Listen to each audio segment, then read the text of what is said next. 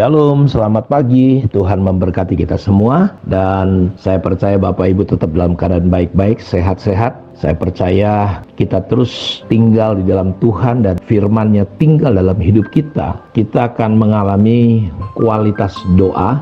Apa yang menjadi harapan kerinduan kita akan mengalir dalam kehidupan kita. Bapa dimuliakan, dan itulah kualitas seorang murid. Dia memiliki hubungan dan memiliki firman di dalam kehidupannya. Kita masih terus belajar tentang gereja dalam konsep surat daripada Rasul Paulus kepada gereja yang ada di Efesus. Dan kita sedang melihat bagaimana gereja di Efesus yang memiliki dimensi pengertian tentang gereja dalam berbagai sudut. Paulus mengumpamakan gereja bagaikan keluarga, gereja bagaikan rumah, gereja bagaikan prajurit, gereja bagaikan mempelai, gereja bagaikan pasukan. Karena itu saya percaya salah satu hal yang kita bisa akan memahami dimensi-dimensi rahasia Allah itu akan terungkap ketika kita mendapatkan pewahyuan, roh hikmat dan wahyu. Karena itu kembali kita akan coba membaca dari ayat hafalan kita dari Efesus pasal 2 ayat 17 sampai 22. Di sini dikatakan seperti ini. Ia datang dan memberitakan damai sejahtera kepada kamu yang jauh dan damai sejahtera kepada mereka yang dekat.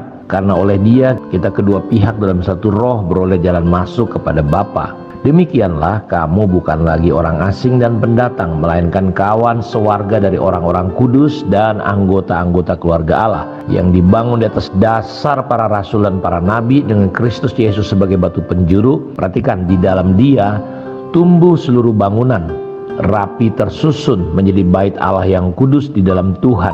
Di dalam Dia kamu juga turut dibangunkan menjadi tempat kediaman Allah di dalam roh. Tuhan ingin membangun kita.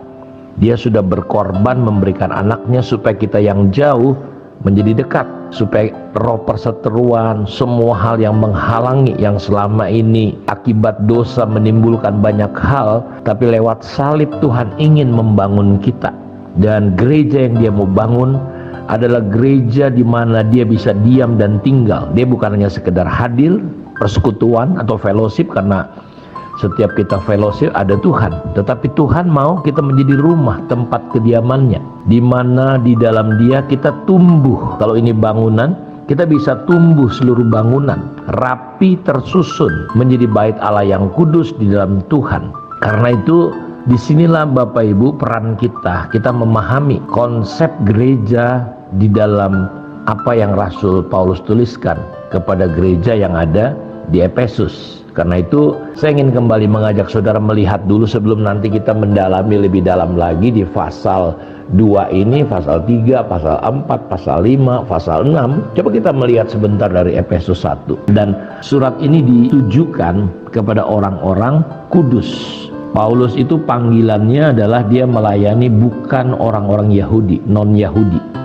Walaupun dia sangat terbeban dengan sebangsanya. Petrus dipanggil untuk orang-orang Yahudi, tetapi Paulus adalah non-Yahudi. Nah, dia berkata dalam ayat 3 sampai 10, terpujilah Allah dan Bapa Tuhan kita Yesus Kristus yang dalam Kristus telah mengaruniakan kepada kita segala berkat rohani di dalam surga, sebab di dalam Dia Allah telah memilih kita. Lihat, Allah telah memilih kita. Jadi Allah memilih kita sebelum dunia dijadikan. Jadi jauh sebelum dunia ada, saudara dan saya sudah ada di dalam kekekalan. Untuk apa? Supaya kita kudus, tak bercacat di hadapannya. Jadi gereja di mana kita beribadah, Tuhan mau bangun kita di satu wadah bernama gereja, di mana Dia akan tinggal diam. Dia ingin mendapati kita tidak bercacat, kudus, tak bercacat sedikit pun, ya.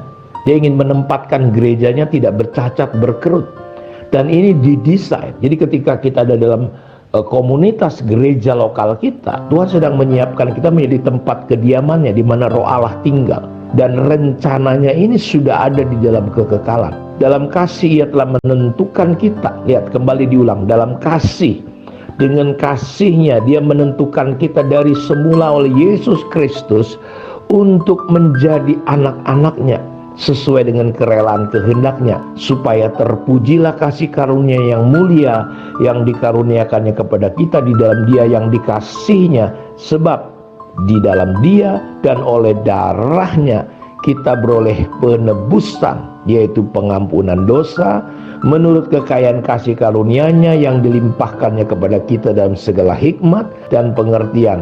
Sebab Ia telah menyatakan rahasia kehendak-Nya kepada kita sesuai dengan rencana kerelaan-Nya, yaitu rencana kerelaan yang dari semula telah ditetapkannya dalam Kristus, sebagai persiapan kegenapan waktu untuk mempersatukan di dalam Kristus sebagai kepala segala sesuatu, baik yang di surga maupun yang di bumi. Jadi ada satu masa, ya, sebagai persiapan kegenapan waktu untuk mempersatukan di dalam Kristus sebagai kepala. Kita adalah tubuh, Dia adalah kepala. Dan Yesus didesain, disiapkan rencananya, dan Dia menjadi kepala, menjadi sumber, menjadi otoritas di surga, di bumi, termasuk di gereja. Nah, pertanyaannya, apakah dalam perjalanan hidup kita ternyata untuk menyiapkan kita menjadi anak-anaknya, tidak bercacat berkerut, menjadi gereja yang menjadi gereja kepenuhan Kristus. Konsepnya di pasal ini Paulus menyingkapkan bahwa rencana ini sudah begitu jauh sebelum kita ada, untuk Dia menjadi kepala. Karena itu gereja kehilangan kekuasaan, gereja kehilangan otoritas, gereja terkadang tidak teratur, tidak rapi, kacau balau, karena yang menjadi kepala bukan Kristus. Kalau ada dua kepala, itu namanya monster, ini bisa bahaya. Di gereja kita harus mengizinkan, kalau kita ingin melihat rencananya, Dia tidak akan pernah berikan kemuliaannya kepada siapapun kecuali kepada gereja. Dan konsep itu bisa terjadi, bisa kita rapi, tersusun, rapih di tempat kediaman Allah, dibangun di atas dasar Yesus Kristus dengan prinsip pengajaran rasul-rasul dan nabi-nabi. Itu bisa terjadi ketika Dia menjadi kepala. Apakah saudara masih menjadi kepala untuk hidup saudara, untuk perjalanan iman saudara? Coba renungkan dalam komunitas, dalam gereja kita, siapa yang menjadi kepala, siapa yang menjadi otoritas. Anda tidak mungkin, ada istilah orang Batak, karena saya mengalami tanah Batak, kita nggak mungkin bisa menghormati Tuhan yang tidak kelihatan, sementara otoritas kita yang kelihatan tidak kita hargai. Kalau di rumah ada kepala keluarga, ada papa mama, di gereja ada gembala. Pertanyaannya, seringkali kita sulit sekali untuk menjadikan Yesus sebagai kepala. Kita banyak memberontak, kita banyak mengikuti keinginan kita, akhirnya kita menjadi gereja jemaat yang tidak pernah bertumbuh maksimal. Kenapa? Kita tersesat terus, karena Alkitab berkata kita sesat seperti domba karena mengikuti jalannya sendiri, bukan jalan Tuhan. Dia nggak mau dipimpin. Tuhan adalah gembalaku, kata Daud.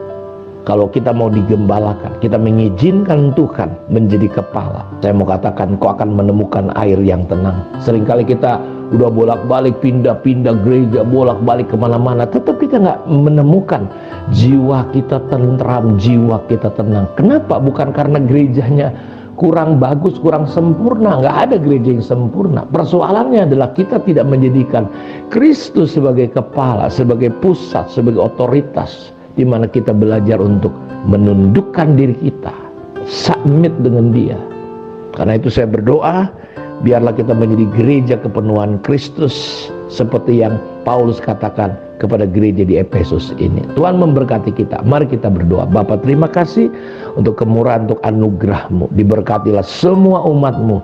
Ketika kami hidup dalam prinsip-Mu, kami akan melihat kelimpahan Tuhan, air yang tenang, rumput yang hijau.